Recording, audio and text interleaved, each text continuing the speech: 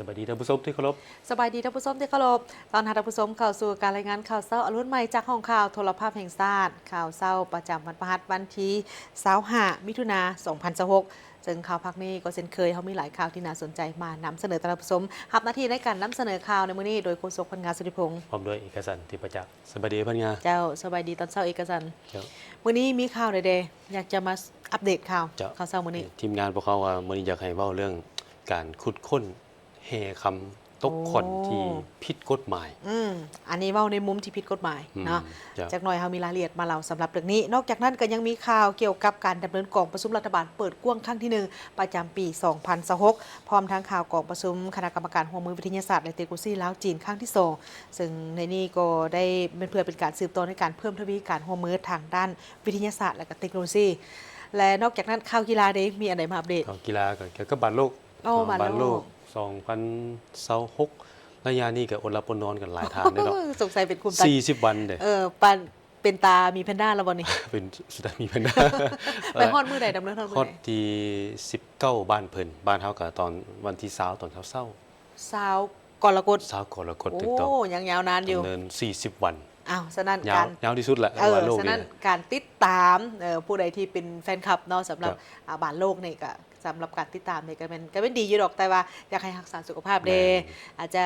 แบ่งเวลาพักผ่อนเดแบ่งเวลาที่รับชมเดสามารถชมขึ้นหลังก็ได้แม่นคันเบิ่งยาวตั้งแต่ตอนดึกหัวดึกเนาะหรือว่าตอนเที่ยงคืนสินะไปฮอดพี่ได้เช้า 8:00 น 9:00 น 10:00 นพี่ได้เกือบทุกมื้อเลยแม่นบ่ทุกมื้อเลยอย่างนี้มันทุกมื้อเพราะว่าเป็นระยะห้องเป็นกลุ่มเอารักษาสุขภาพเนาะสำคัญและเป็นรักษาสุขภาพไปก่อนท่านผู้ชม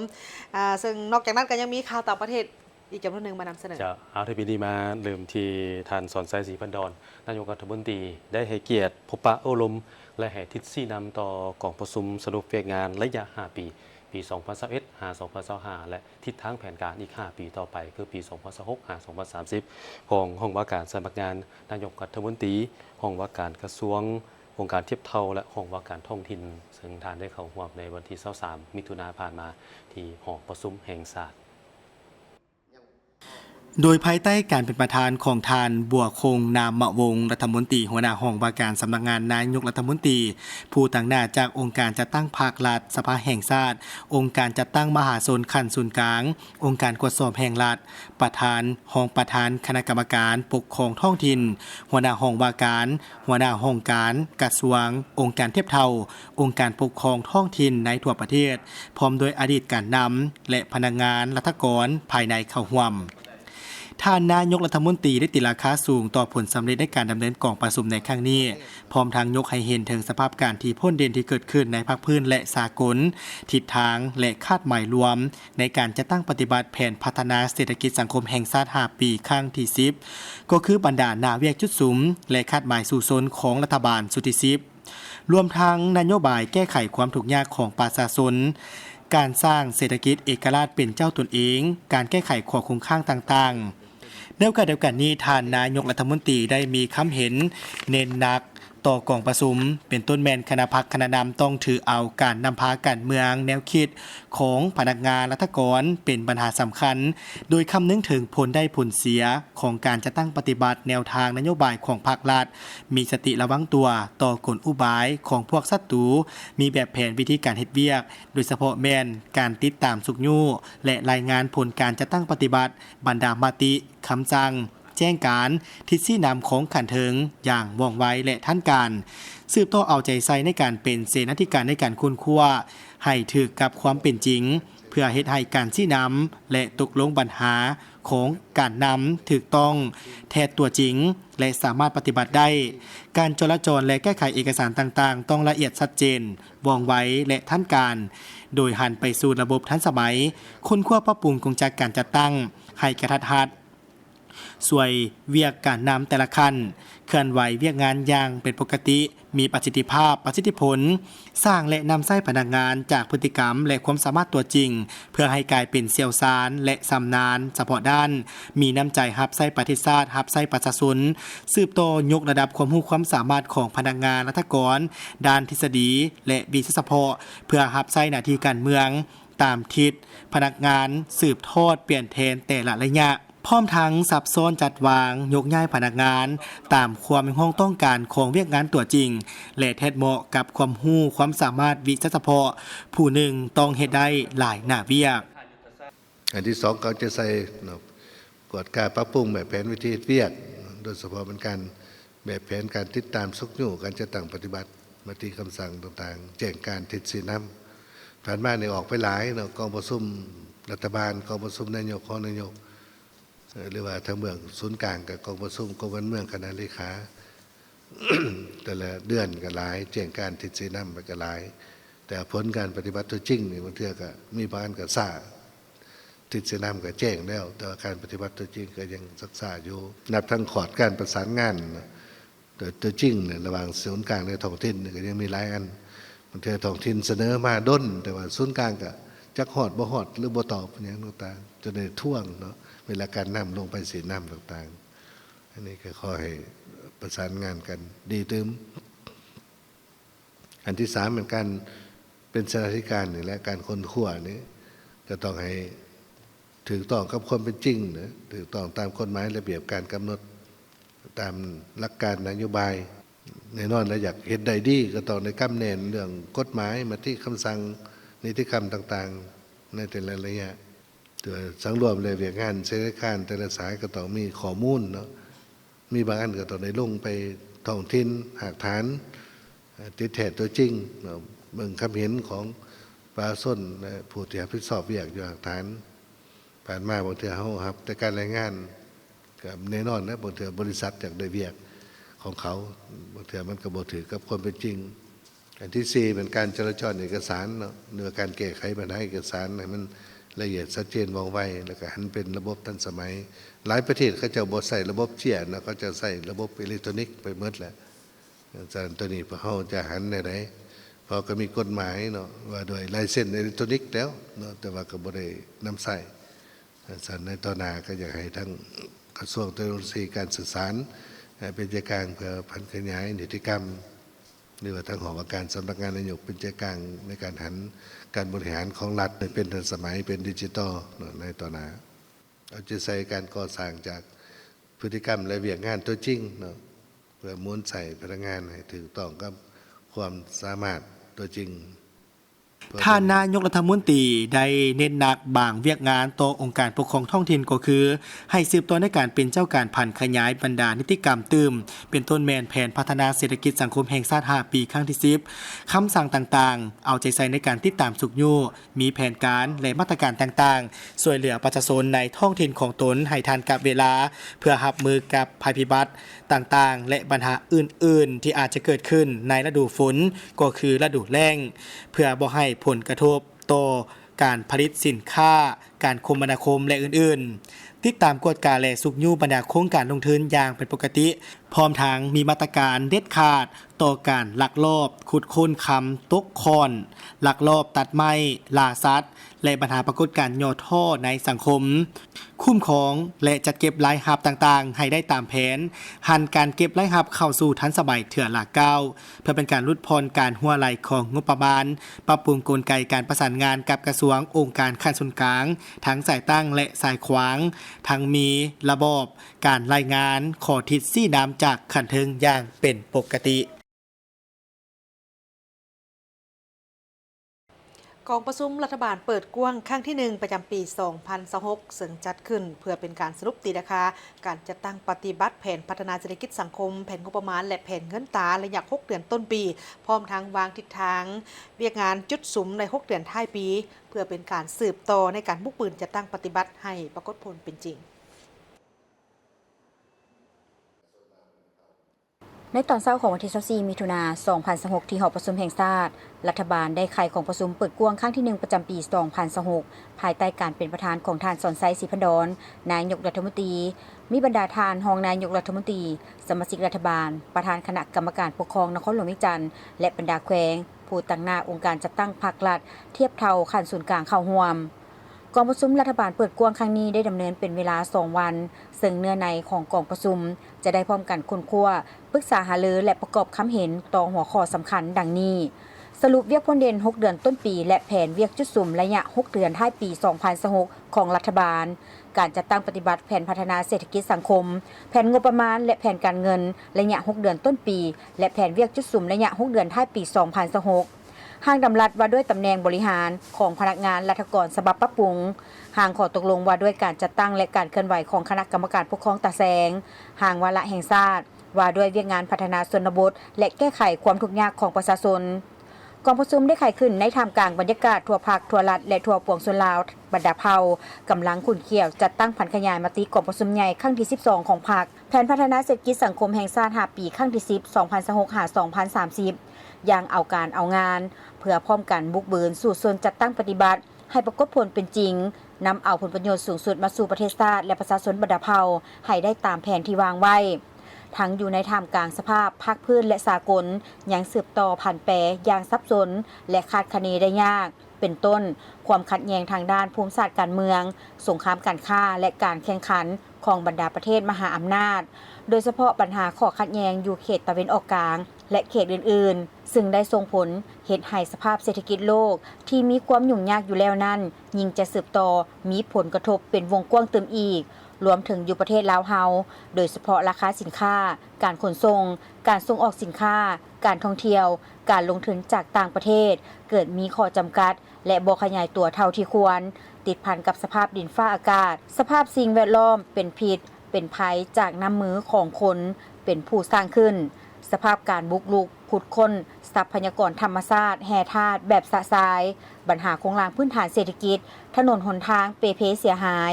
ปัญหาอาวุธเถื่อนสแกมเมอร์ปรากฏการณ์ย่อท่อต่างๆซึ่งเป็นสิ่งท้าทายต่อบทบาทการนำพาคุ้มครองบริหารเวียกงานของรัฐบาลกองประชุมของเราครั้งนี้จะได้ดำเนินเป็นเวลา2 วันโดยมีเวลาเนี่ยในลักษณะเข้มข้นและก็สำคัญซึ่งพวกเราจะได้พร้อมกันศึกษาเรื่องและประกอบความคิดความเห็นและสร้างความเป็นเอกภาพใน3 วาระละเอียดมีดังนี้เวลาที่1หอว่าการสำนักงานนายกรัฐมนตรีในงานเวียกพ้นเด่น6 เดือนต้นปีและแผนเวียกจุดสูง6 เดือนท้ายปี 2026 ของรัฐบาล 2. กระทรวงการเงินรายงานการจัดตั้งปฏิบัติแผนพัฒนาเศรษฐกิจสังคมแห่งชาติแผนงบประมาณของรัฐแผนเงินตราในระยะ6 เดือนต้นปีและแผนเวียกจุดสูงในระยะ6 เดือนท้ายปี 2026พร้อมนี้หลังจากของการสำนักงานนายกกระทรวงการเงินรายงานแล้วจะได้กำหนดให้บรรดากระทรวงองค์การจำนวนหนึ่งประกอบการคิดความเห็นเกี่ยวกับความคืบหน้าในการจัดตั้งปฏิบัติเวียกงานจุดสูงพ้นเด่นของรัฐบาลที่ได้มอบหมายให้บรรดากระทรวงองค์การเกี่ยวข้องตามลำดับที่ได้กำหนดไว้ในเวลาของกองประชุมนอกจากบรรดาคณะกรรมการที่ได้บ่งซื้อในเปิดภาคส่วนที่ประกอบความเห็นแล้วบรรดากระทรวงองค์การปกครองท้องถิ่นก็จะได้ประกอบความเห็นซึ่งในเวลาที่1พวกเราได้กำหนดเวลาเกือบมืดทวิตเวลาที่2ในคณะจะตั้งศูนย์กลางภาคหน่วยงานเกี่ยวกับ1ทางลำดับโดยตำแหน่งบริหารของพนักงานราชการฉบับปรับปรุงใหม่2ทางขอตกลงว่าโดยการจัดตั้งและการเคลื่อนไหวของคณะกรรมการปกครองตาแสงเวลาที่3กระทรวงเกษตรกรรมและสิ่งแวดล้อมรายงานทางวารายการศาสตร์ว่าโดยการพัฒนาชนบทและแก้ไขความทุกข์ยากภายหลังผ่านกองประชุมเปิดกว้างพอเข้าในครั้งนี้แล้วจะได้นำเขาไปผ่านกองประชุมสมัยวิสามัญเพื่อที่1ของสภาแห่งชาติสุทธิสิทธิ์ที่จะจัดขึ้นในต้นเดือนกรกฎาคม 2026 นี้ในโอกาสเดียวกันนี้ทานนายกรัฐมนตรีได้เรียกร้องมายังบรรดาทานที่เข้าร่วมกองประชุมจงได้พร้อมกันเอาใจใส่คนคั่วและประกอบคำเห็นอย่างลึกซึ้งต่อบรรดาหัวข้อที่นำมาพิจารณาโดยการเสนอทัศนะอย่างกงไปกงมากระทัดหัดมีจุดสุมและมีทางออกที่จะแจ้งชัดเจนโดยเฉพาะในท่ามกลางสภาพการสากลและภาคพื้นที่มีการผันแปรอย่างซับซ้อนเพื่อเฮ็ดให้กองประชุมครั้งนี้ได้รับผลสำเร็จตามจุดประสงค์และคาดหมายที่กำหนดไว้ในสาเหตุให้ผลของกองประชุมได้รับการจัดตั้งปฏิบัติอย่างเป็นรูปธรรมและมีจุดพิเศษ แนสาเหตุให้ผลของกองประชุมได้รับการจัดตั้งปฏิบัติอย่างเป็นรูปธรรมและมีประสิทธิผลสูง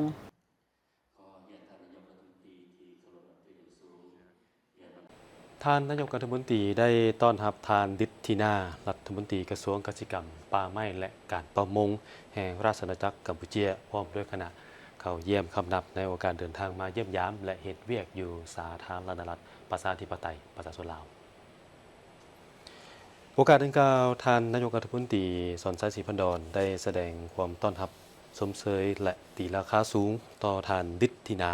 พร้อมด้วยคณะที่เดินทางมาเยี่ยมยามและเฮ็ดเวียกอยู่ลาวในครั้งนี้เป็นการประกอบส่วนเสริมสร้างการพบพันร่วมมือและการช่วยเหลือซึ่งกันและกันเว้ารวมเว้าเฉพาะก็คือ2กระทรวงเกษตรกรรมและสิ่งแวดล้อมแห่งสาธารณรัฐประชาธิปไตยประชาชนลาวและกระทรวงเกษตรกรรมป่าไม้และการประมงแห่งราชอาณาจักรกัมพูชีที่มีมูลเชื่อมาแต่โดนนานแล้วนั้นให้นำมือเพิ่มพูนคูณสร้างพิเศษท่านได้ตีราคาสูงถึงการพบพันร่วมมือในการทดลองส่งผ่านทุเรียนจากกัมพูชีไปจีนผ่านลาวจำนวน51ต้นมูลค่า 153,000 ดอลลาร์สหรัฐสามารถขนส่งฮอดปลายทางได้สำเร็จการขนส่งครั้งนี้เป็นการสะท้อนให้เห็นถึงศักยภาพของลาวในการเป็นศูนย์กลางขนส่งและอำนวยความสะดวกด้านการค้าของภาคพื้นและเป็นนิมิตหมายใหม่ในการขยายตลาดสินค้าเกษตรกรรมระหว่างลาวกัมพูชีจีนพร้อมยกระดับการร่วมมือและสร้างโอกาสใหม่ให้แก่ผู้ผลิตและผู้ประกอบการในอนาคตท่านดิษฐินาได้แสดงความขอบใจต่อท่านนายกรัฐมนตรีที่ได้ให้การต้อนรับอย่างอบอุ่นพร้อมนี้ยังได้รายงานจุดประสงค์ในการมาเคลื่อนไหวเยี่ยมยามและเฮ็ดเวียกอยู่ลาวให้ท่านนายกได้รับทราบโดยเฉพาะก็คือผลของการพบปะสองฝ่ายระหว่างกระทรวงเกษตรกรรมและสิ่งแวดล้อมแห่งสาธารณรัฐประชาธิปไตยประชาชนลาวกับกระทรวงเกษตรกรรมป่าไม้และการประมงแห่งราชอาณาจักรกัมพูชีได้มีกองประชุมคณะกรรมการร่วมมือด้านวิทยาศาสตร์และเทคโนโลยีลาวจีนครั้งที่ 2 ระหว่างกระทรวงเทคโนโลยีและการสื่อสารแห่งสาธารณรัฐประชาธิปไตยประชาชนลาวและกระทรวงวิทยาศาสตร์และเทคโนโลยีสาธารณรัฐประชาชนจีนโดยลาวและจีนนี่ได้สืบต่อในการเพิ่มทวีการร่วมมือทางด้านวิทยาศาสตร์และเทคโนโลยีในมื้อวันที่24มิถุนายน2026นี้ที่นครหลวงวิจันทร์ได้มีกองประชุมคณะกรรมการร่วมมือด้านวิทยาศาสตร์และเทคโนโลยีลาวจีนครั้งที่ 2 ระหว่างกระทรวงเทคโนโลยีและการสื่อสารสาธารณรัฐประชาธิปไตยประชาชนลาวและกระทรวงวิทยาศาสตร์และเทคโนโลยีสาธารณรัฐประชาชนจีนต่างนายแก่ฝ่ายลาวนำโดยทานแก้ววิสุขโสภพรมรองรัฐมนตรีกระทรวงเทคโนโลยีและการสื่อสารสาธารณรัฐประชาธิปไตยประชาชนลาวส่วนต่างนายแก่ฝ่ายจีนโดยแมนทานนางลินสินรองรัฐมนตรีกระทรวงวิทยาศาสตร์และเทคโนโลยีสาธารณรัฐประชาชนจีนมีผู้ต่างหน้าจากทางสถานเอกอัครราชทูตจีนประจำลาวพร้อมด้วยคณะผู้แทนของทั้งสองฝ่ายนี้เข้าร่วมการพบปะกันทั้งสองฝ่ายในครั้งนี้เป็นเพื่อเป็นการทบทวนคืนถึงมรรคผลของการร่วมมือในระยะที่ผ่านมาเพื่อถอดถอนบทเรียนร่วมกันพร้อมทางกำหนดทิศทางปรึกษาหารือและวางแผนการร่วมมือกันในต่อหน้าให้สอดคล้องกับทางแหงแต่ความต้องการตัวจริงของทั้งสองฝ่ายเช่นการถ่ายทอดเทคโนโลยีการร่วมมือค้นคว้าห้องทดลองและการสร้างระบบนิเวศนวัตกรรมในโอกาสดังกล่าวนี้ทานแก้ววิสุขโสรพรมก็ได้กล่าวแสดงความยินดีต้อนรับต่อทางคณะผู้แทนของฝ่ายจีนที่ได้ยกให้เห็นว่าในระยะที่ผ่านมาทั้งสองกระทรวงนี้ได้ร่วมกันในการลงนามเอกสารร่วมมือกันในหลายฉบับซึ่งฉบับล่าสุดนี้ก็แม่นบทบันทึกความเข้าใจเกี่ยวกับโครงการแลกเปลี่ยนผู้นำที่มีพรสวรรค์ทางด้านวิทยาศาสตร์เทคโนโลยีและนวัตกรรมเป็น1ใน32ฉบับที่2สหเลขาธิการใหญ่ประธานประเทศแห่งสาธารณรัฐประชาธิปไตยประชาชนลาวและสาธารณรัฐประชาชนจีนได้ร่วมเป็นสักขีพยานในการลงนามดังกล่าวนี้ในมื้อวันที่5มิถุนายน2026ที่ผ่านมานี้ที่นครหลวงปักกิ่งซึ่งในยุคสมัยแห่งการปฏิวัติอุตสาหกรรมครั้งที่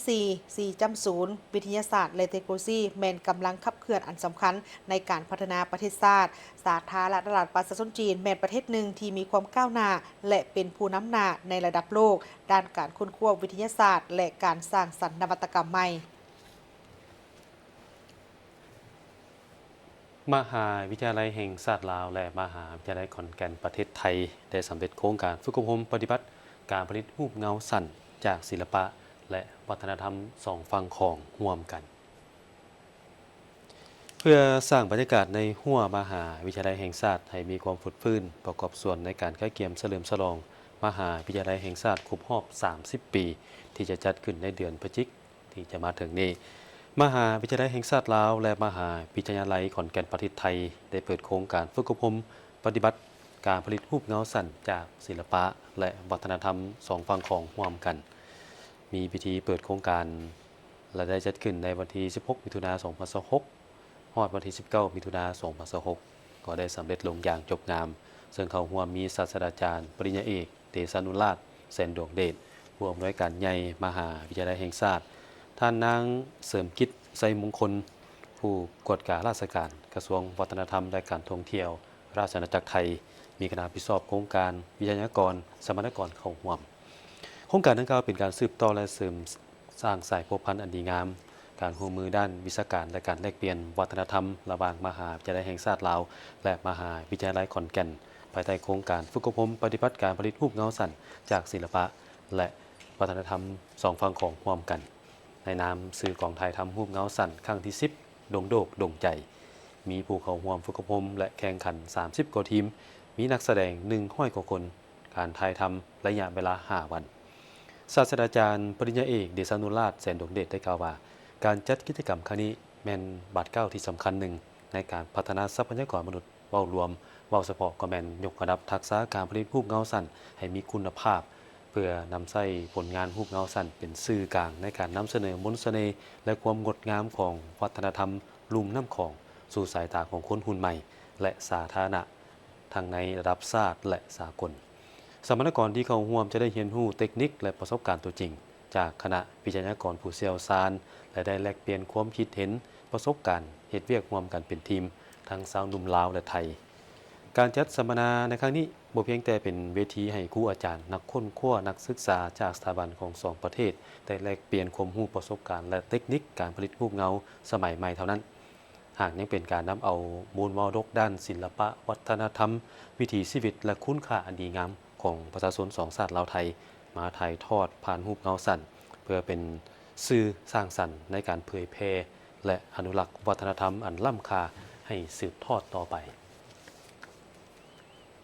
เพื่อเป็นการตอบสนองความต้องการแรงงานลาวที่มีคุณภาพและมีความรู้ทางด้านการบริหารภูมิทัศน์ทางสถาบันลาวญี่ปุ่น มหาวิทยาลัยแห่งชาติได้ร่วมกับทางสมาคม การร่วมมือด้านเทคนิคและครูร่วมแบบยืนยงต่างประเทศของญี่ปุ่น และทางบริษัทลาวทาเกอุจิ ซึ่งได้มีการจัดงานบรรยายพิเศษให้กับบรรดานักศึกษาของทางมหาวิทยาลัยแห่งชาติและมีการคัดเลือกเอาบรรดานักศึกษาดีเด่นไปฝึกงานอยู่ที่ประเทศญี่ปุ่น การบรรยายพิเศษการบริหารภูมิทัศน์ครั้งที่ 2 จัดขึ้นในมื้อวันที่24 มิถุนายน 2026 อยู่ที่สถาบันลาวญี่ปุ่น มหาวิทยาลัยแห่งชาติได้เป็นเกียรติเข้าร่วม โดยมีคณะบริหารงานและนักศึกษาจากทางคณะสถาปัตยกรรมศาสตร์ คณะป่าไม้คณะอ้อมข้างมหาวิทยาลัยแห่งชาติการบรรยายพิเศษการบริหารภูมิทัศน์ครั้งที่ 2 นี้เป็นเพื่อเป็นการสร้างความ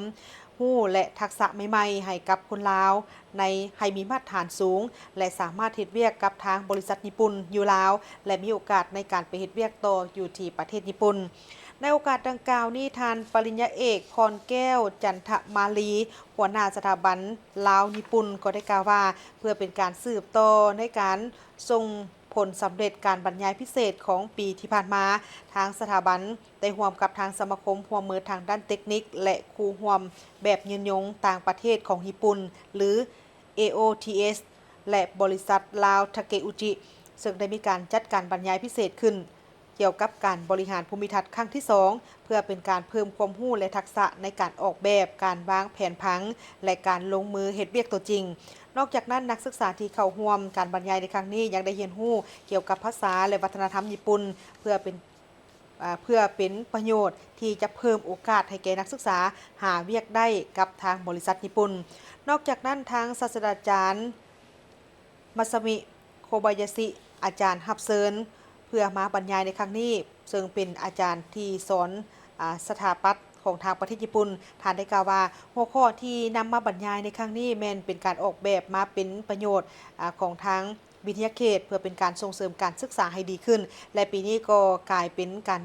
ซึ่งปีกายนี้ก็ได้มีการบรรยายไปแล้วแต่ว่านักศึกษาเองก็ได้มีการเฮ็ดเวียกงานเกี่ยวกับการค้นคว้าและการลงมือปฏิบัติตัวจริงในการออกแบบและสร้างสวนอยู่ต่อหน้าสถาบันลาวญี่ปุ่นพร้อมกันนั้นก็ยังได้คัดเลือกเอานักศึกษาที่ดีเด่นในนี้เป็นเพศหญิง1คนแล้วก็เป็นเพศชาย1คนไปเฮ็ดเวียกอยู่บริษัทลาวทาเกอุจิ3 เดือนแล้วก็เดินทางไปฝึกงานอยู่ที่ประเทศญี่ปุ่นอีกเป็นเวลา2 อาทิตย์ท่านผู้ชมในสุกเฮียน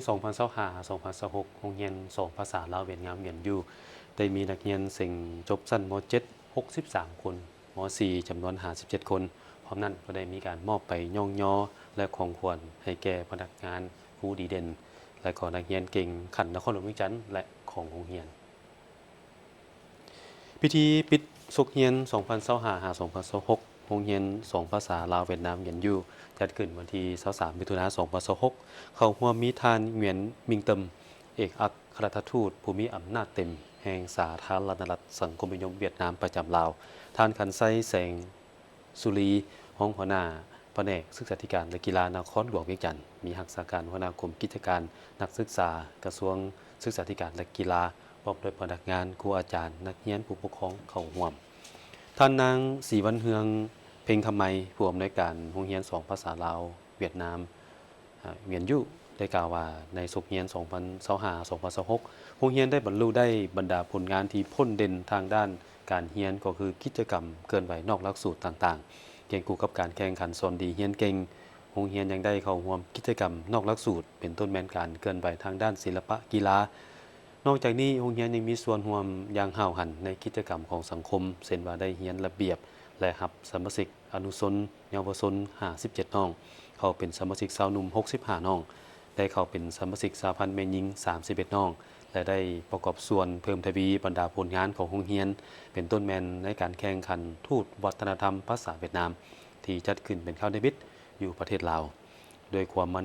ความพยายามทั้งครูและนักเรียนน้องๆก็สามารถได้รางวัลอันสมเกียรติมาให้แก่โรงเรียนผลสำเร็จที่โรงเรียนบรรลุได้ถึงว่าโรงเรียนยังประสบกับความยุ่งยากและอุปสรรคหลายด้านก็ตามแต่ด้วยความเอาใจใส่และการชี้นำพาอย่างทันการของสถานทูตเวียดนามคณะบริหารเคียงคู่กับการดำเนินงานของคณะอำนวยการความห้าวหันและการอุทิศตนของครูอาจารย์พิเศษแมนเพื่อพัฒนาการศึกษาตั้งหน้าเข้าร่วมการเคลื่อนไหวแข่งขันฝึกอบรมต่างๆเฮ็ดให้โรงเรียนสามารถปฏิบัติและบรรลุตามเป้าหมายที่วางไว้แสดงออกในสุกเรียน 2025-2026 มีนักเรียน255 คนหญิง148 คนและเสียงจบม .7 มี63 คนหญิง27 คนจบม .4 มี57 คนหญิง23 คนป .5 มี73 คนหญิง40 คนนอกนั้นยังมีนักเรียนจบอนุบาลเป็นอนุบาล3มี62น้องหญิง17น้องซึ่งในพิธีได้มีการมอบใบย่องย่อและของขวัญให้แก่พนักงานดีเด่นครูสอนดีสอนเก่งและนักเรียนเก่งขันนครหลวงและของโรงเรียนตื่มอีก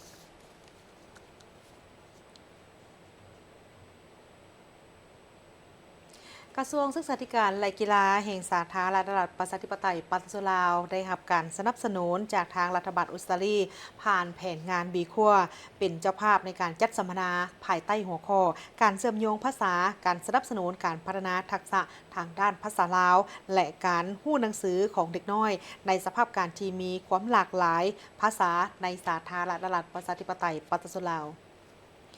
กองประชุมภายใต้การเป็นประธานร่วมของท่านนางมโนลีดงวันรองผู้อำนวยการสถาบันค้นคว้าวิทยาศาสตร์การศึกษาและท่านไมเคิลคารี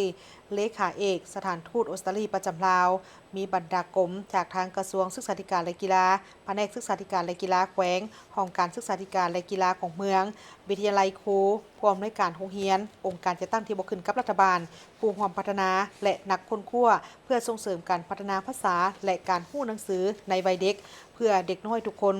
กองประชุมในครั้งนี้เป็นเพื่อค้นคว้าภาษาลาวพัฒนาทักษะเพื่อให้สอดคล้องกับบุริมสิทธิ์แห่งชาติก็คือการส่งเสริมการศึกษาขั้นพื้นฐานให้เป็นพื้นฐานสำหรับการพัฒนาทรัพยากรมนุษย์ในสาธารณรัฐประชาธิปไตยประชาชนลาวท่านนางมโนลีดงวันได้กล่าวว่ากองประชุมในครั้งนี้มันมีความหมายสำคัญหลายพอจะช่วยรับประกันว่าเด็กทุกคนรวมทั้งเด็กที่บ่เว้าภาษาลาวเป็นหลักในครอบครัว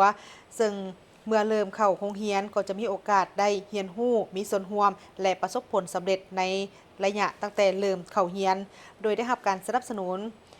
ซึ่งได้สนับสนุนเด็กน้อยในการสร้างพื้นฐานทางด้านภาษาให้เข้มแข็งนับตั้งแต่มื้อที่เริ่มต้นเข้าโรงเรียน โดยโครงการกำลังช่วยสร้างในระบบการศึกษาที่เรียนร่วมกันหลายขึ้น และลงทุนในทรัพยากรมนุษย์เพื่ออนาคตของสาธารณรัฐประชาธิปไตยปัจจุบันลาว การสนับสนุนทางด้านทักษะภาษานับตั้งแต่เริ่มต้นเข้าเรียนแม้นมีความสำคัญหลายเพราะมันช่วยให้เขาเจ้าได้มีความเข้าใจในการเรียนและสร้างความมั่นใจพร้อมกับเฮ็ดให้มีโอกาสได้ดีขึ้นในการพัฒนาตนเองให้สามารถสำเร็จการศึกษาในชั้นประถมในกองประชุมครั้งนี้ก็ยังได้ยกให้เห็นถึงวิธีการปฏิบัติตัวจริงเพื่อให้เด็กนั้นสามารถสร้างทักษะของการฟังการเว้าการอ่านรวมไปถึงการเขียนภาษาลาวพร้อมทั้งรักษาภาษาเผ่าให้เขาเจ้านั้นอยู่ในครอบครัวได้การเรียนรู้ทางด้านพื้นฐานที่เข้มแข็งในช่วงระยะการเริ่มเรียนเป็นสิ่งที่จำเป็นสำหรับการสร้างกำลังแรงในอนาคตที่ประเทศลาวนั้นมีความต้องการเด็กที่พัฒนาทักษะการรู้หนังสือและภาษาตั้งแต่วัยเด็กจะมีท่าเอียงที่จะสืบต่อในการศึกษาในขั้นต่อไปที่เขาจะมีความต้องการและมีทักษะทางด้านอื่นๆที่ดีขึ้นสามารถประกอบส่วนได้อย่างมีประสิทธิภาพต่อกับการพัฒนาและเศรษฐกิจของประเทศและให้ทุนในการเพื่อเป็นการพัฒนาทางด้านภาษาและก็รู้หนังสือแม่นเป็นการให้ทุนต่อทรัพยากรมนุษย์ในอนาคตสร้างความก้าวหน้าทางด้านสังคมและทางแฮงในระยะยาวของประเทศลาวการสัมมนาในครั้งนี้เป็นจัดขึ้นโดยศูนย์ค้นคว้าภาษาลาวสถาบันค้นคว้าวิทยาศาสตร์การศึกษาในระหว่างวันที่24ถึงวันที่25มิถุนายน2026นี้ที่นครหลวงเวียงจันทน์ถ้าผู้ชมเราถึงเวียกงานสื่อมวลชนถือว่ามีความสำคัญจริงๆเนาะแต่ที่พวกเราปฏิบัติหน้าที่ปัจจุบันนี่แหละในการเผยแพร่แนวทางนโยบายของภาครัฐสู่สังคมให้ได้เข้าใจกันอย่างลึกซึ้งชั้นข่าวต่อไปนี้พวกเราได้ไปสัมภาษณ์เกี่ยวกับบรรดาธุรกิจที่สำคัญของประเทศเฮาแหละซึ่งสื่อมวลชนของพวกเราก็มีบทบาทในการโฆษณาเผยแพร่ให้สังคมได้เข้าใจอย่างลึกซึ้งเช่นเดียวกันโดยเฉพาะมันแขนงธุรกิจในการโฆษณาผลิตภัณฑ์สินค้าต่างๆในโอกาสการเกี่ยมการดำเนินกองประชุมเวียกงานสื่อมวลชนทั่วประเทศครั้งที่1ที่จะจัดขึ้นในม.นี้ทีมข่าวโทรภาพแห่งชาติได้มีการสัมภาษณ์นานาทัศนะของทุกชั้นคนถึงความหมายความสำคัญของเวียกงานสื่อมวลชนท่านสิทธิชัยเกียรติวงศ์คณะผู้อำนวยการสูงสุดบริษัทเบียร์ลาวรับผิดชอบเวียกงานกิจการองค์กรสังคมและความยืนยงได้ให้ทัศนะของสื่อมวลชนลาวภายหลังสื่อมวลชนได้ขึ้นกับคณะโฆษณาอบรมศูนย์กลางภาคและการเกี่ยมกองประชุมเวียกงานสื่อมวลชนทั่วประเทศครั้งที่1ถือว่าเป็นกองประชุมครั้งประวัติศาสตร์ที่สำคัญของสื่อมวลชนลาวเวียกงานสื่อมวลชนยิ่งมีบทบาทสำคัญและเป็นหน้าที่ยุทธศาสตร์แถวหน้าของพรรคและรัฐบาลเพื่อเป็นกระบอกเสียงที่แหลมคมตีถอยข่าวปลอมสร้างความเข้าใจที่ถูกต้องและสร้างความสามัคคีทั่วสังคมกองประชุมเวียกงานสื่อมวลชนทั่วประเทศครั้งที่1จะเป็นขีดหมายประวัติศาสตร์และมีความหมายความสำคัญยิ่งในการสรุปตีราคาคืนเวียกงานการเคลื่อนไหวเวียกงานสื่อมวลชนในระยะที่ผ่านมาพร้อมทั้งกำหนดยุทธศาสตร์สื่อมวลชนลาวฮอดปี 2035ที่หนึ่งเนาะภายหลังที่รับทราบนำกันแล้วว่าคณะโฆษณาอบรมศูนย์กลางภาคนี้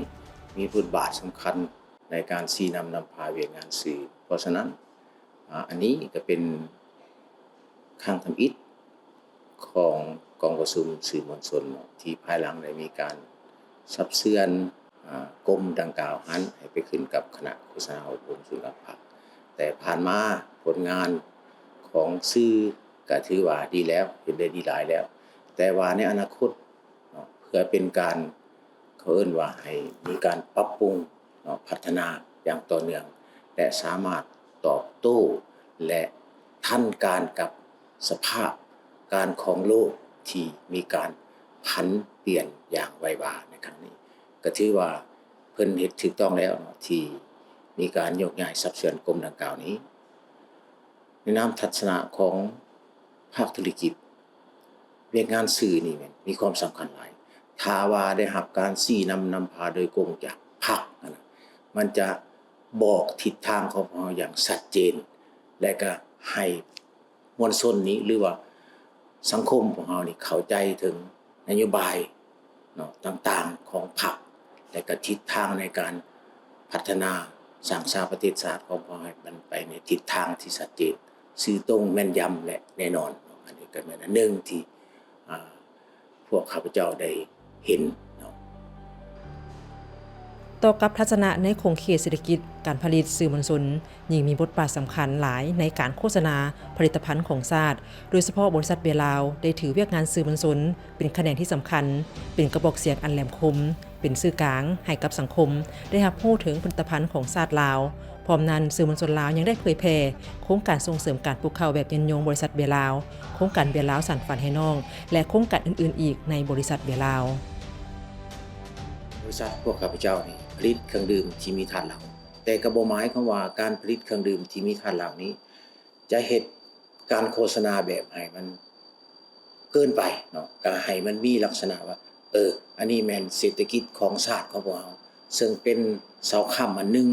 ที่ประกอบส่วนในการสร้างสรรค์พัฒนาประเทศชาตินับตั้งแต่สปป.ลาวได้สร้างตั้งขึ้นมาและบริษัทพวกเรานี่ก็มีการได้ประกอบส่วนอย่างต่อเนื่องและก็มีลักษณะท่าเอียงเพิ่มขึ้นอันนี้ก็แม่นอันหนึงที่เป็นการตอบโจทย์ที่พวกเราได้รับแนวทางและให้รับการมอบหมายจากคณะพรรคคันเทิงเนาะและมาสามารถชี้นำพาและปฏิบัติและเฮ็ดให้มากผลของบริษัทนี้มันเกิดดอกออกผลและมีการเติบใหญ่ขยายตัวผ่านมาการเฮ็ดเวียกระหว่างสื่อกับบริษัทนี่ก็ถือว่าได้ดีหลายแต่ว่าในอนาคตพวกเราอาจจะเฮ็ดเวียกร่วมกันให้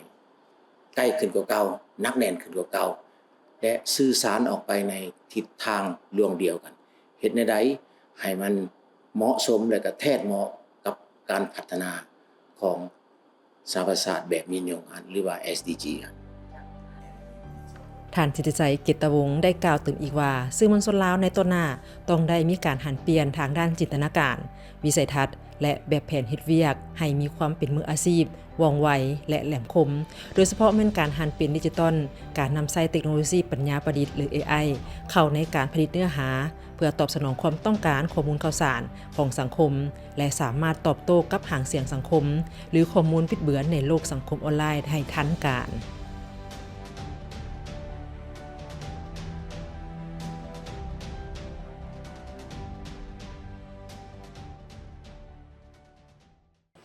มาเบิ่งที่ข่าวนี้ข่าวเกี่ยวกับการอันนี้เป็นเรื่องของทางเจ้าหน้าที่เพิ่นได้มีการลงไปกวดเนาะทางเรื่องของทางแขวงซึ่งพวงนี่เพิ่นสามารถยึดพาหนะและอุปกรณ์ขุดค้นคำเถื่อนพร้อมทางกักตัวให้งานได้8คนจ้ะเมื่อมมานี่ทางคณะเฉพาะกิจขั้นศูนย์กลางเพิ่นได้ร่วมกับทางคณะเฉพาะกิจกองบัญชาการทหารแขวงเสียงขวางได้สมทบกับกองห้อยทหารสายแดน222ได้มีการกักตัว8คนผู้ที่เป็นให้งาน8คนนี้ที่เฮ็ดเวียกอยู่น้ำบริษัทค้ำดีข้อหาก็คือฐานลักลอบ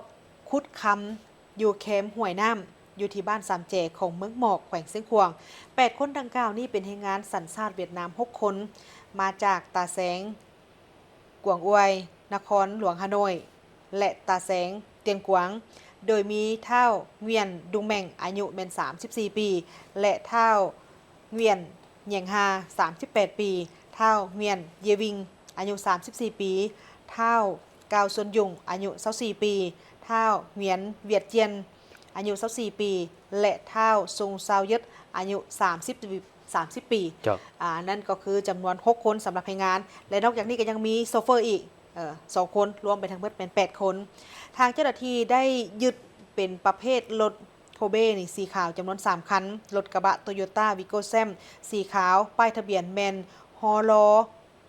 6798กำแพงนคร1คันรถกระบะมาสด้า4ปอนเงินป้ายทะเบียนแมน29K-28062จำนวน1คันและรถจักร Honda Wave อีก Honda Wave ห้อยนี่สีดำบ่มีป้ายทะเบียน1คันแล้วก็จักรดูดน้ำจำนวน3เครื่องจักรปั่นไฟฟ้า1เครื่องตะแกรงดักค้ำ2เครื่องผ่าพรมดักค้ำ11แผ่นบังออกซี่2บังท่อน้ำ3โพงและอุปกรณ์อื่นๆอีกคือดังภาพที่เขาเห็นนี่แหละอันนี้เป็นการกระทำผิดเนาะบอกเลยว่าเป็นการกระทำผิดย้อนว่าบ่ได้รับอนุญาตในการไปขุดค้นคำถึงว่าจะเป็นบอกว่าโอ้เป็นคำตกคอนหรือว่าอะไรก็แล้วแต่อันนี้เป็นถือว่าผิดได้บ่ฮู้เฮ็ดโดนบ่ได้ละ เนื้อข่าวก็บ่ได้แจ้งลึกซึ้งว่านะเพิ่นได้สืบสวนสอบสวนกันนี่ผู้กระทำผิดนี่เฮ็ดมาดุลบ่ได้ล่ะ เนาะ แต่คือว่าตัวนี้หลังจากที่เพิ่นมีการกักตัวผู้กระทำผิดแบบนี้เนี่ยเพิ่นก็ต้องมีการขยายผลเติมอีกเนาะ แม่นแล้ว ว่ามีผู้ร่วมกระบวนการบ่ อือฮึ หรือว่ามีการลักลอบการขุดค้นมานี่โดนบ่ได้แล้วสร้าง จ้ะ ความเสียหายหลายน้อยปานใดเนี่ยเพิ่นจะต้องประเมินอย่างแน่นอน บ้านเฮาเนี่ยถือว่าหลายแขวงได้ที่ว่ามีข่าววันนี้ออกมาเพิ่นก็ได้เข้มงวดถึงตึมในการ ถ้าเว้าแบบ ตรวจติด นี้ ตาม แล้วถ้าเว้าแบบนี้แล้วหลายคนก็บอกว่าประเทศลาวเป็นประเทศที่อุดมสมบูรณ์ จ้ะ เพราะว่าหลังจากที่เห็นข่าวว่าออกมาเขตนั้นก็มีคำเขตนี้ก็มีคำ อือฮึ เออ ก็ต้องมีมาตรการเข้มงวดกว่าเก่าเนาะ เจ้า อ่า เพ เอา ราะ วั ว่าน นี้ คำตัวนี้เนี่ยมันเป็นสมบัติของชาติ แม่นถูกต้องเนาะแล้วคันคุดแบบนี้มีผลกระทบต่อสิ่งแวดล้อมเขา สิ่ ได้ งแว ดี ดล้อม นะ ไปแล้ว เจ้ามาต่อที่องค์การแค่ประจำลาวรายการในการเกี่ยวข้องของภาครัฐของเขาเนาะก็ได้เยี่ยมยามศูนย์ผลิตกาแฟบ้านดากย้อยแขวงเซกองท่านนางแก้วอำพรสุวรรณภาพทำด้วยการองค์การแค่ประจำลาวท่านนางดอเทเวกเกอร์อุปทูตสหภาพรบประจำลาวพร้อมด้วยคณะได้เคลื่อนไหวเยี่ยมยามศูนย์ผลิตกาแฟบ้านดากย้อย ขอไปเป็นบ้านดักย่อยเนาะเมืองดักจริงแขวงไส้กรองในวันที่3มิถุนายน2026โดยมีแขนงการที่เกี่ยวข้องกันแขวงเมืองพนักงานองค์การแขวประจำแขวงไส้กรอง ผู้ประสานงานโครงการซูเปอร์บีคอฟฟี่และกลุ่มผลิตกาแฟบ้านดักย่อยเข้าร่วมท่านนางร้อยมณี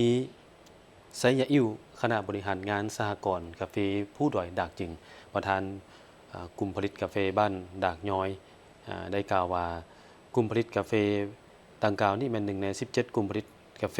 ปลอดสารพิษเป็นมิตรต่อสิ่งแวดล้อมที่นอนในโครงการเสริมสร้างความเข้มแข็งให้แก่แม่หญิงโดยผ่านระบบต้องโซ่มูลค่าเพิ่มของผลิตภัณฑ์กาแฟที่มีจรรยาบรรณและเป็นมิตรต่อสิ่งแวดล้อมหรือว่าซูเปอร์วีคอฟฟี่และขึ้นกับสหกรณ์กาแฟผู้ดอยดักจึงซึ่งสามารถสร้างรายรับเพิ่มขึ้นจากระยะผ่านมาและเป็นอาชีพที่ยืนยงให้แก่ครอบครัวประชาชนภายในบ้าน ซึ่งมีอาชีพปลูกฝังเลี้ยงสัตว์เป็นหลัก และมีหลายครอบครัวถือการปลูกกาแฟเพื่อเป็นสินค้า ซึ่งโครงการซูเปอร์บีคอฟฟี่ได้เข้ามาช่วย โดยการสร้างตั้งกลุ่มผลิตกาแฟอยู่บ้านดังกล่าวตั้งแต่ปี 2017 เป็นต้นมา โครงการนี้ได้ยกเทคนิคการผลิตกาแฟปลอดสารพิษรักษาสิ่งแวดล้อม และสนองอุปกรณ์การผลิตเฮ็ดให้ได้รับผลผลิตหลายขึ้น มีคุณภาพดีขึ้น ขายได้ราคาสูงสามารถสร้างรายรับได้เพิ่มขึ้นกว่าเก่า โอกาสเดียวกันนี้คณะดังกล่าวยังได้ไปเยี่ยมชมอาคารสถานที่ของกลุ่มผลิต และเยี่ยมชมสวนปลูกกาแฟของประชาชนบ้านดังกล่าวเต็มอีก ทางบริษัทล้านสร้างมินิโลนจำกัดหรือว่า LXML ส่งเสริมอาชีพท้องถิ่นมอบแม่พันธุ์งัวพื้นเมืองในจำนวน 19 ตัวให้กับบรรดาครอบครัว ผู้ด้อยโอกาสอยู่ที่เมืองเซโปนเพื่อเป็นการสร้างรายรับบริษัทล้านสร้างมินิโลนจำกัดสืบต่อในการยกระดับคุณภาพชีวิตและลดพรความทุกข์ยากของประชาชนในชุมชนโดยการจัดพิธีมอบหับแม่พันธุ์งัวพื้นเมืองจำนวน 19 ตัวให้แก่ 3 ครอบครัวผู้ด้อยโอกาสใน 2 บ้านเป้าหมายก็คือ บ้านละงีคุ้มละแตบและบ้านเสียงหมคุ้มปุงดินหม้อเมืองเซโปนแขวงสวรรณเขตซึ่งเป็นเขตบ้านอ้อมข้างโครงการปอกคำเซโปนในมื้อวันที่ 12 มิถุนายน 2026 ที่ผ่านมา โดยพิธีมอบหับคงจากทางโครงการดังกล่าวนี้มันมีมูลค่า100 ล้านกว่ากีบซึ่งเขาร่วมเป็นสักขีพยานจากทางภาครัฐ โดยแม่นท่านจันทราชมาลัยคำรองหัวหน้าโครงการกสิกรรมและสิ่งแวดล้อมของเมืองเซโปนเป็นประธานและท่านอินทิยากรไสยแสงรองหัวหน้าโครงการเมืองเซโปนท่านบัวลมกงทวงศ์หัวหน้าโครงการแห่งงานในสวัสดิการสังคมของเมืองเซโปนพร้อมกับผู้ต่างหน้าฝ่ายทั้งบริษัทล้านสร้างมินิโลนจำกัดโดยแม่นทันคำศรีจันคำรองผู้จัดการแผนกพัวพันกับผู้มีส่วนร่วมและชุมชนพร้อมโดยองค์การจัดตั้งของบ้านและครอบครัวที่ได้รับทุนจากทางโครงการดังกล่าวนี้เข้าร่วมโครงการนี้ถือว่าเป็นวัตถุประสงค์หลักแม่นเพื่อเป็นการส่งเสริมและก็สุขยู่คุณภาพชีวิตการเป็นอยู่ของประชาชนผู้ด้อยโอกาสโดยผ่านการสนับสนุนกิจกรรมของการเลี้ยงสัตว์เพื่อสร้างแหล่งรายรับเพิ่มเติมและก็สร้างความมั่นคงทางด้านเสบียงอาหารให้แก่ครอบครัวในระยะยาวพร้อมกันนั้นก็ยังเป็นการช่วยให้ครอบครัวเป้าหมายนี้สามารถพึ่งพาตนเองได้หลายขึ้นและเป็นการประกอบส่วนอันสำคัญในการ การลดผ่อนความทุกข์ยากยกสูงคุณภาพชีวิตการเป็นอยู่ของประชาชนในท้องถิ่นให้นับมือนับดีขึ้นอย่างเป็นรูปธรรมการมอบแนวพันธุ์สัตว์เลี้ยงในครั้งนี้เป็นสะท้อนให้เห็นถึงความเอาใจใส่และความร่วมมืออย่างใกล้ชิดของทางบริษัทล้านสร้างมินิล้นจำกัดภาครัฐและก็ภาคชุมชนในการร่วมกันสร้างความเข้มแข็งให้แก่เศรษฐกิจครอบครัวเพื่อสร้างให้ท้องถิ่นนั้นสามารถเติบโตและพึ่งพาตนเองได้อย่างยืนยง พวกเขายังมีข่าวท้องถิ่นอีกบางหนึ่งที่น่าสนใจมานำเสนอกระทรวงเทคโนโลยีและการสื่อสารได้จัดกองประชุมทับทามหางกฎหมายว่าด้วยการต้านและสกัดกั้นอาชญากรรมทางคอมพิวเตอร์ฉบับปรับปรุงซึ่งจัดขึ้นอยู่แขวงหลวงพระบางในพิธีเปิดกองประชุมทานแก้ววิสุขโซลาผมได้กล่าวเน้นเทิงความสำคัญของการหันเป็นดิจิตอลในสาธารณรัฐประชาธิปไตยประชาชนลาวซึ่งปัจจัยยุทธศาสตร์ในการขับเคลื่อนเศรษฐกิจสังคมทั้งอย่างใดก็ตามการขยายตัวของเทคโนโลยีก็มาพร้อมกับความเสี่ยงและสิ่งท้าทายโดยเฉพาะแมนอาชญากรรมไซเบอร์ที่มีความสลับซับซ้อนและสร้างความเสียหายอย่างมหาศาลต่อทรัพย์สินเกียรติศักดิ์ศรีความมั่นคงขององค์กรและความสงบเรียบร้อยของสังคมเช่นกลุ่มแก๊งคอลเซ็นเตอร์การตัวโยลอกลวงออนไลน์การแฮกระบบโอนเงินข้อมูลส่วนตัวหัวไหลการโจมตีระบบโครงสร้างพื้นฐานการซ่อโกงการค้าออนไลน์ข่าวปลอมหรือเฟกนิวและการกันแกล้งทางออนไลน์ในกองประชุมทานซูเนตโตสาภักดี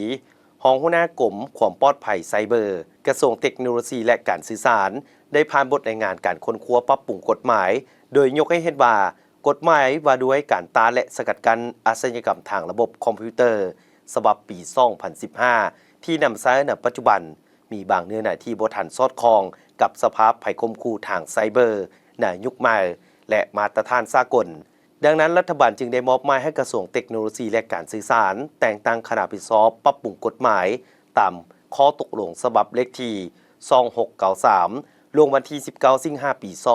2025 ซึ่งหัวมีตานางจากกระทรวงป้องกันประเทศกระทรวงป้องกันความสงบกระทรวงยุติธรรมห้องว่าการสำนักงานนายกรัฐมนตรีและสภาแห่งชาติการปรับปรุงกฎหมายฉบับนี้มีเป้าหมายเพื่อให้แทนเหมาะกับสภาพการขยายตัวของเทคโนโลยีในสาธารณรัฐประชาธิปไตยประชาชนลาวสอดคล้องกับกฎหมายของบรรดาประเทศเหนือภาคพื้นเส้นสาธารณรัฐสังคมอยู่เวียดนามสาธารณรัฐประชาชนจีนและสนาจักรไทยพร้อมทางอ้างอิงสนธิสัญญาสหประชาชาติว่าด้วยการต้านอาชญากรรมทางไซเบอร์ซึ่งกองประชุมดังกล่าวแม้นมีกำหนดดำเนินเป็นเวลา2 วันจึงสำเร็จทั้งหมดนี้คือการรายงานข่าวเช้ารุ่นใหม่จากของข่าวโทรภาพแห่งชาติขอบใจที่บรรทานให้เกียรติติดตามรับชมข่าวพบกับทีมข่าวได้ใหม่ในการรายงานข่าวภาคต่อไปส่วนข่าวภาคนี้โฆษกทั้งสองพร้อมกับทีมข่าวเช้าลาท่านผู้ชมไปก่อนสบายดีสบายดี